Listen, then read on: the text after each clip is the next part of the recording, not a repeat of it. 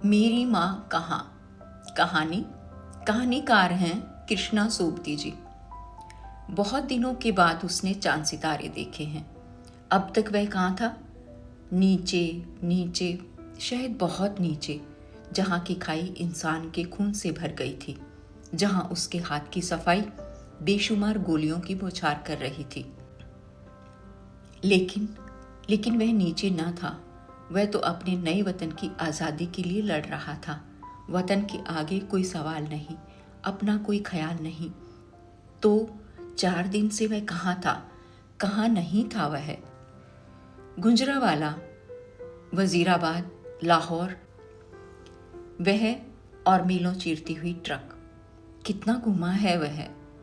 ये सब किसके लिए? वतन के लिए, कौम के लिए और अपने लिए नहीं। उसे अपने से इतनी मोहब्बत नहीं।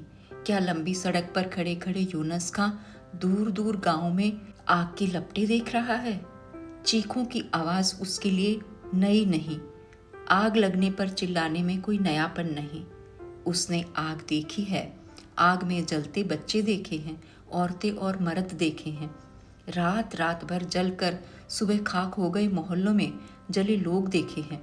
वह देखकर घबराता थोड़े ही है। घबराए क्यों? आज़ादी बिना खून के नहीं मिलती, क्रांति बिना खून के नहीं आती। और इस क्रांति से तो उसका नन्हा सा मुल्क पैदा हुआ है। ठीक है, रात दिन सब एक हो गए। उसकी आंखें उनींदी हैं, लेकिन उसे तो लाहौर पहुंचना है, बिल्कुल ठीक मौके पर। एक भी काफिर जिंदा न रहने पाए। इस हल्की हल्की सर्द रात में भी काफिर की बात सोचकर बलोच जवान की आंखें खून मारने लगी। अचानक जैसे टूटा हुआ क्रम फिर जुड़ गया है।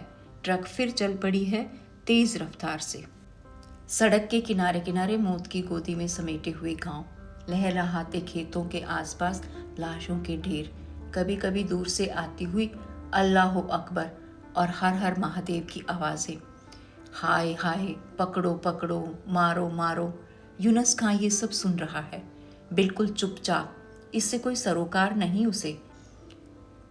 वह तो देख रहा है अपनी आंखों से एक नई मुगलिया सल्तनत, शानदार, पहले से कहीं ज्यादा बुलंद। चांद नीचे उतरता जा रहा है। दूध सी चांदनी नीली पड़ गई है। शायद पृथ्वी का रक्त ऊपर विष बनकर फैल गया है। देखो जरा, ठहरो। यूनुस खां का हाथ ब्रेक पर है। ये क्या? एक नन्ही सी छोटी सी छाया। छाया नहीं, रक्त से भीगी सलवार में मूर्छित पड़ी एक बच्ची। बलोच नीचे उतरता है। जख्मी है शायद, मगर वह रुका क्यों? लाशों के लिए कब रुका है वह? पर यह एक घायल लड़की, उससे क्या? उसने ढेरों के ढेर देखे हैं औरतों के, मगर नहीं, वह उसे जरूर उठा लेगा अगर बच सकी तो वह ऐसा क्यों कर रहा है? यूनुस खां खुद नहीं समझ पा रहा, लेकिन अब इसे वह न छोड़ सकेगा। काफिर है तो क्या? बड़े बड़े मजबूत हाथों में बेहोश लड़की। यूनुस खां उसे एक सीट पर लिटाता है। बच्ची की आंखें बंद हैं। सिर के काले घने बाल शायद गीले हैं खून से, और चेहरे पर, पीले चेहरे पर रक्त के छींटे। यूनुस खां की उंगलियां बच्ची के बालों में हैं और बालों का रक्त उसके हाथों में, शायद सहलाने के प्रयत्न में। पर नहीं, यूनुस खां इतना भावुक कभी नहीं था। इतना रहम, इतनी दया उसके हाथों में कहाँ से उतर आई है, वह खुद नहीं जानता।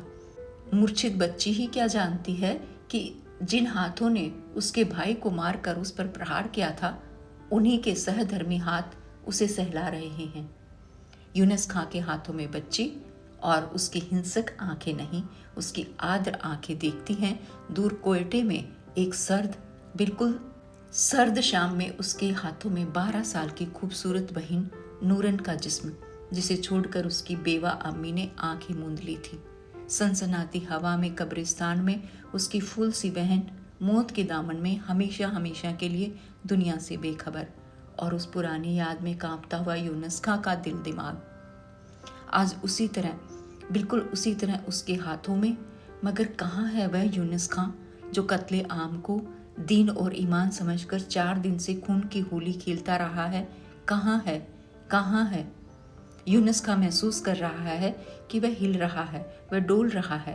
वह कब तक सोचता जाएगा? उसे चलना चाहिए। बच्ची के जख्म और फिर एक बार फिर थपथपाकर आदर से, भीगी भीगी ममता से बच्ची को लिटा यूनुस खां सैनिक की तेजी से ट्रक स्टार्ट करता है, अचानक सूझ जाने वाले कर्तव्य की पुकार में। उसे पहले चल देना चाहिए था। हो सकता है ये बच्ची बच जाए। उसके जख्मों की मरहम पट्टी। तेज तेज और तेज ट्रक भागी जा रही है। दिमाग सोच रहा है, वह क्या है? इसी एक के लिए क्यों हजारों मर चुके हैं? ये तो लेने का देना है। वतन की लड़ाई जो है, दिल की आवाज है, चुप रहो। इन मासूम बच्चों की, इन कुर्बानियों का आज़ादी के खून से क्या ताल्लुक? और नन्ही बच्ची बेहोश, बेखबर। लाहौर आने वाला है। यह है सड़क के साथ साथ बिछी हुई रेल की पटरियां, शाहदरा, और अब ट्रक लाहौर की सड़कों पर है। कहाँ ले जाएगा वह? मेयो हॉस्पिटल या सर गंगाराम? गंगाराम क्यों? यूनुस खां चौंकता है। वह क्या उसे लौटाने जा रहा है? नहीं नहीं, उसे अपने पास रखेगा। ट्रक मेयो हॉस्पिटल के सामने जा रुकती है और कुछ क्षण बाद बलोच चिंता के स्वर में डॉक्टर से कह रहा है, डॉक्टर, जैसे भी हो ठीक कर दो, इसे सही सलामत चाहता हूं मैं। और फिर उत्तेजित होकर डॉक्टर डॉक्टर, उसकी आवाज़ संयत नहीं रहती। हाँ हाँ, पूरी कोशिश करेंगे इसे ठीक करने की। बच्ची हॉस्पिटल में पड़ी है। यूनुस खां अपनी ड्यूटी पर है, मगर कुछ अनमनासा हैरान फिक्रमंद पेट्रोल कर रहा है। लाहौर की बड़ी बड़ी सड़कों पर कहीं कहीं रात की लगी हुई आग से धुआं निकल रहा है। कभी कभी डरे हुए सहमे हुए लोगों की टोलियां कुछ फौजियों के साथ नजर आती हैं। कहीं उसके अपने साथी शोहदा के टोले को इशारा करके हंस रहे हैं, कहीं कूड़ा करकट की तरह आदमियों की लाशें पड़ी हैं, कहीं उजाड़ पड़ी सड़कों पर नंगी औरतें, बीच बीच में नारे नारे और ऊंचे। और यूनुस खां, जिसके हाथ कल तक खूब चल रहे थे, आज शिथिल हैं। शाम को लौटते हुए जल्दी जल्दी कदम भरता है। वह अस्पताल नहीं, जैसे घर जा रहा है। एक अपरिचित बच्चे के लिए क्यों घबराहट है उसे? वह लड़की मुसलमान नहीं, हिंदू है, हिंदू। दरवाजे के पलंग तक जाना उसे दूर, बहुत दूर जाना लग रहा है। लंबे लंबे डग। लोहे के पलंग पर बच्ची लेटी है, सफेद पट्टियों से बंधा सिर। किसी भयानक दृश्य की कल्पना से आंखें अब भी बंद हैं। सुंदर से भोले मुख पर डर की भयावनी छाया। यूनुस खां कैसे बुलाए, क्या कहे? नूरन नाम होठों पर आके रुकता है। हाथ आगे बढ़ते हैं। छोटे से घायल सिर का स्पर्श जिस कोमलता से उसकी उंगलियां छू रही हैं, उतनी ही भारी आवाज उसके गले में रुक गई है। अचानक बच्ची हिलती है, आहत से स्वर में, जैसे बेहोशी में बड़बड़ाती है, कैंप कैंप कैंप आ गया, भागो भागो भागो। कुछ नहीं, देखो, आंखें खोलो। आग आग, वह गोली, मिलिट्री।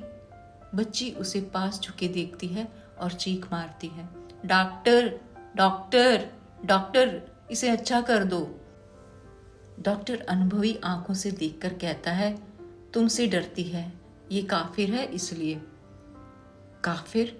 यूनुस खां के कान झंझना रहे हैं। काफिर? काफिर? क्यों बचाया जाए इसे? काफिर? कुछ नहीं, मैं इसे अपने पास रखूंगा। इसी तरह बीत गई वे खूनी रातें।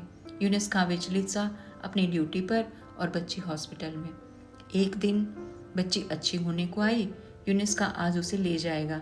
ड्यूटी से लौटने के बाद वह उस वार्ड में आ खड़ा हुआ। बच्ची बड़ी बड़ी आंखों से देखती है। उसकी आंखों में डर है, घृणा है और आशंका है। यूनुस खां बच्ची का सिर सहलाता है। बच्ची कांप जाती है। उसे लगता है कि हाथ गला दबोच देंगे। बच्ची सहम कर पलकें मूंद लेती है। कुछ समझ नहीं पाती कहाँ है वह और ये बलोच, ये भयानक रात और उसका भाई। एक झटके के साथ उसे याद आता है कि भाई की गर्दन गंडासे से दूर जा पड़ी थी। यूनुस खां देखता है और धीमे से कहता है, अच्छी हो ना, अब घर चलेंगे। बच्ची कांप कर सिर हिलाती है, नहीं नहीं, घर कहाँ है? मुझे तुम मार डालोगे।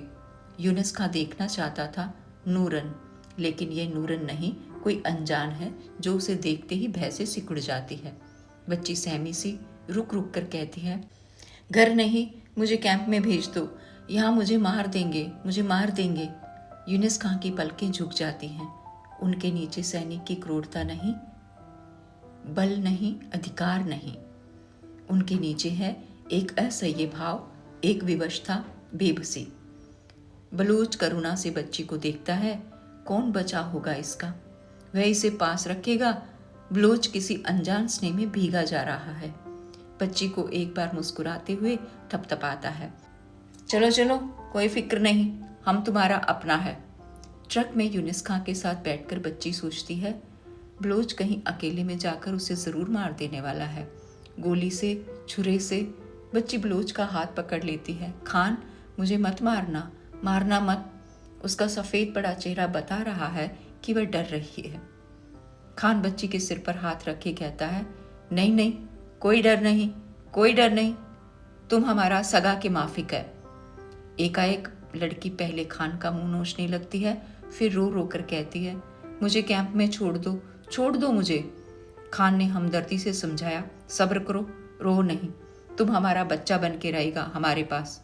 नहीं, लड़की खान की छाती पर मुठ्ठियां मारने लगी, तुम मुसलमान हो, तुम। एकाएक लड़की नफरत से चीखने लगी, मेरी माँ कहाँ है, मेरा भाई कहाँ है, मेरी बहन कहाँ।